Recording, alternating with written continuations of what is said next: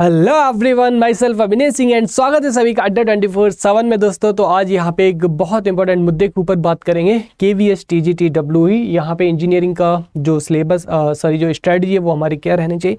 Electrical electronics का एक ही paper है, तो यहाँ पे दोनों ही ब्रांचेस के लिए हम यहाँ पे जो स्ट्रेटजी है उसको डिस्कस करेंगे ना। इलेक्ट्रिकल इलेक्ट्रॉनिक्स का कॉमन पेपर है, अलग अलग नहीं है। चलो तो यहाँ देखेंगे इन शॉर्ट कि आप किस तरीके से यहाँ पे जो फर्स्ट अटैम्प्ट में यहाँ पे एग्जाम को क्लियर कर सकते हैं। तो यहाँ पे देखिए कुछ टिप्स हैं आप लोगों के लिए। वैसे तो हर किसी की अपनी यूनिक स्ट्रेटजी होती है, फिर भी मैं ये नहीं कहूँगा कि आप मेरी स्ट्रेटजी को ब्लाइंडली फॉलो करें ना।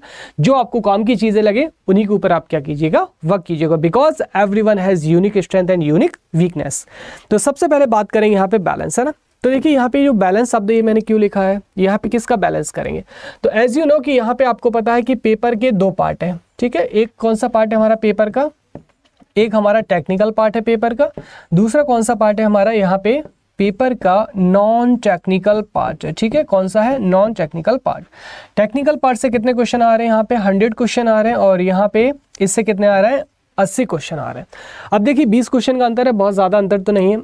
अब होता क्या है कि आपको जैसे टेक्निकल पढ़ने में बहुत इंटरेस्ट है, तो आप लगे हैं दिन भर, है ना, technical technical technical technical high किए जा रहा है। लेकिन यहाँ पे मेरिट तो मेरे प्रभु 180 क्वेश्चन है इन पूरे में से बनेगी ना। ऐसा तो है नहीं है कि यहाँ पे टेक्निकल बिहाफ में मेरिट बनेगा, यहाँ पे जो मेरिट बनेगा ये तो दोनों पे बनेगा ना। तो यहाँ पे जो नॉन टेक है, नॉन टेक भले ही आपको अच्छा ना लगता हो ना, आपके अच्छा लगने या बुरा लगने से एग्जामिनर को कोई फर्क नहीं पड़ता, ना ही यहाँ पे जो आयोग है उसको कोई फर्क पड़ता है। तो अगर नौकरी लेनी है ना, नौकरी लेनी है इसके लिए, तो यहाँ पे देखो दोनों पढ़ना पड़ेगा, tech as well as non tech. तो यहाँ पे अपने को क्या करना है, सबसे पहले टेक और नॉन टेक में क्या करना है, बैलेंस करना है, ठीक है। तो आप दिन में जितने भी घंटे पढ़ते हो यहाँ पे आपको दो पार्ट में डिवाइड कर देना है, technical as well as non technical में। टेक्निकल में आपको पता है क्या क्या है, general Hindi, English, reasoning, aptitude and GK GS. तो आप अपने हिसाब से किसी भी सेगमेंट से स्टार्ट कर सकते हैं। मेरे हिसाब से जीके जीएस से स्टार्ट कीजिएगा, थोड़ा सा बोरिंग पार्ट लगता है तो जल्दी कवर हो जाएगा ना। जब एक बार कवर हो जाएगा तो उसमें आपको कॉन्फिडेंस आएगा, तो आपके अंदर एक पॉजिटिव जो एटीट्यूड है वो डेवलप्ड होगा। तो इस तरीके से आप क्या करेंगे, टेक और नॉन टेक में बैलेंस करेंगे। अदरवाइज होता क्या है, जैसे कि एसएससी जेई में, डीआरडीओ में बहुत सारे लोगों ने कहा कि सर हमारा टेक्निकल बहुत अच्छा है, नॉन टेक खराब किया, सिलेक्शन नहीं हुआ, नंबर बहुत कम आ रहा है। तो उनको बार बार यही तो बात समझाई गई थी कि कोई भी एग्जाम हो, टेक और नॉन टेक दोनों को गाइज आपको बैलेंस करके चलना है। यहाँ पे देखिए सेकंड पॉइंट कौन सा है जो आप जनरल गलती करते हैं। यहाँ पे आपको क्या देखना है, इसके बाद में एग्जाम का नेचर देखना है ना, नेचर ऑफ एग्जाम। आप देखो 180 क्वेश्चन है, अकॉर्डिंग टू टाइम देखिए आपको यहाँ पे कैसे क्वेश्चन जो है वो देखने को मिलेंगे। नेचर ऑफ एग्जाम है ना, तो नेचर ऑफ एग्जाम में आपको देखना है कि कितने परसेंट यहाँ पे थ्योरेटिकल क्वेश्चन आ रहे हैं और कितने परसेंट न्यूमेरिकल के क्वेश्चन आ रहे हैं। क्योंकि अगर मान लीजिए यहाँ पे जैसे गेट का एग्जाम है, गेट के एग्जाम के लिए अगर आप थ्योरी लगाए जा रहे हैं तो कोई हेल्पफुल है नहीं ना, एकदम वेस्ट है आपका। लेकिन यहाँ पे आपको देखने को क्या मिलेंगे, 70% जो क्वेश्चन है वो कहाँ से देखने को मिलेंगे, थ्योरेटिकल जो नेचर है हमारा, थ्योरी वाले क्वेश्चन है ना, थ्योरी क्वेश्चन यहाँ पे आपको देखने को मिलते हैं, ठीक है, 70%। तो इसका मतलब यहाँ पे आपको जो सारे सब्जेक्ट हैं, सारे सब्जेक्ट की थ्योरी बहुत अच्छे से करना है, तो आपका कोई भी क्वेश्चन गलत ना होने पाए। और आपको पता है कि थ्योरी के क्वेश्चन में टाइम कम लगेगा, तो कहीं ना कहीं आपको टाइम मैनेजमेंट भी देख के चलना है ना। ऐसा तो है नहीं है कि आपको बहुत 4 घंटे मिलेंगे, दूसरे को आपको 2 घंटे मिलेंगे, सबके लिए इक्वल टाइम है हमारा, ठीक है। तो आपको 70% यहाँ पे थ्योरी के क्वेश्चन देखने को मिलेंगे, तो आपको थ्योरी पे बहुत अच्छी कमांड होना चाहिए। अब देखो इसके बाद में आपको ये देखना चाहिए कि हमारा जो पेपर है, पेपर में आपका जो न्यूमेरिकल पोर्शन है वो कितना आ रहा है और किस टाइप के क्वेश्चन आ रहे हैं। मतलब यहाँ पे एडवांस्ड लेवल के क्वेश्चन पूछे जा रहे हैं न्यूमेरिकल में, ठीक है, यहाँ पे इजी लेवल पूछा जा रहा है, या फिर यहाँ पे मॉडरेट लेवल पूछा जा रहा है आपका, ठीक है। तो आपको ये सारी चीज़ें पता होनी चाहिए, उस हिसाब से आप क्या करेंगे, यहाँ पे इसका प्रैक्टिस करेंगे।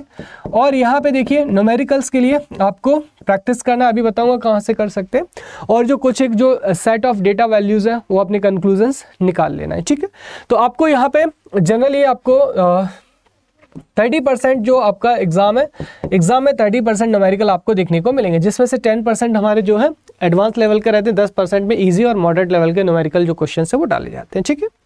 चलो अगला देखो यहाँ पे पॉइंट क्या है हमारा, अगला पॉइंट हमारा यहाँ पे कि एमसीक्यू और जो सर पीवाईक्यू, इसके लिए हम वो कहाँ से प्रैक्टिस करें हैं।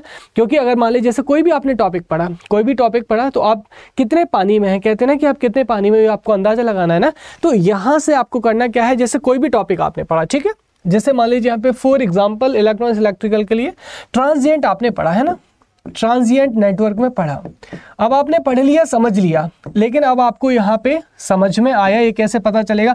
ऑब्वियसली प्रीवियस ईयर क्वेश्चंस उठाओ जो कि कहीं से भी मिल जाएंगे और इसके ऊपर जो ट्रांजिएंट है क्या लगाओ, इसके ऊपर एमसीक्यू लगाओ, तभी ना आपको पता चलेगा कि जो ट्रांजिएंट है वो कितना आएगा। तो इस तरीके से जो भी आप पढ़ रहे हैं और यहाँ पे प्रीवियस ईयर क्वेश्चंस और प्लस जो एमसीक्यू है, इनमें क्या करके चलना है आपको, यहाँ पे जो आपको सिंक्रोनाइजेशन है वो आपको बिठा के चलना है।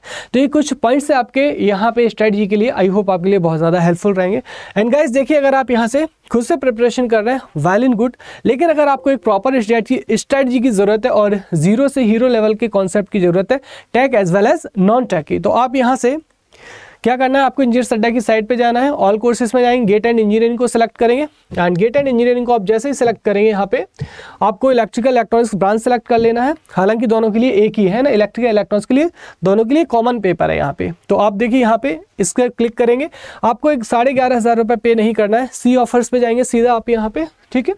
और यहाँ पे सीधा जाएंगे, यहाँ पे आपको कहाँ जाना है, वी ऑफर्स पे जाएंगे, ठीक है। वी ऑफर्स पे जाएंगे, अब यहाँ पे देखिए एक मैजिकल कूपन कोड यूज करना है आपको, दैट इज Y433 Y433, ठीक है। जैसे आप देखिए इस कोड को यूज करेंगे, यहाँ पे एक मैजिक दिखाई देगा और यहाँ पे मात्र जो है कोर्स कितने का रह जाता है आपका, ओनली एंड ओनली यहाँ पे जो है आपका 2600 रुपए का यहाँ पे कोर्स आपका रह जाता है। ध्यान रहे ये जो कोड है Y433, ये यहाँ पे मैक्सिमम डिस्काउंट के साथ साथ फैकल्टी गाइडलाइन के लिए जरूरी, अदरवाइज आप आउट ऑफ फैकल्टी गाइडलाइन चले जाएंगे।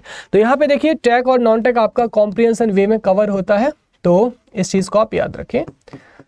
तो अगर आपको नीड है तो है ना, बहुत सारे लोग कहते हैं कि सर लेना जरूरी है ना, ऐसा कुछ नहीं है ना। अगर आपको नीड है और आपको लगता है कि जीरो से एडवांस लेवल के कॉन्सेप्ट आपको क्लियर करना है, देन आप यहाँ पे कर सकते हैं, ओके। और इसके रिगार्डिंग कोई भी क्वेरी हो तो आप यहाँ पे कमेंट बॉक्स में मैं अपना कमेंट जो है पिन कर सकते हैं, डेफिनेटली वहाँ पे आपको रिप्लाई दिया जाएगा। अगर इन्फॉर्मेशन अच्छी लगी हो तो लाइक एंड शेयर करना। आप सभी लोगों का बहुत बहुत धन्यवाद। Thank you so much everyone.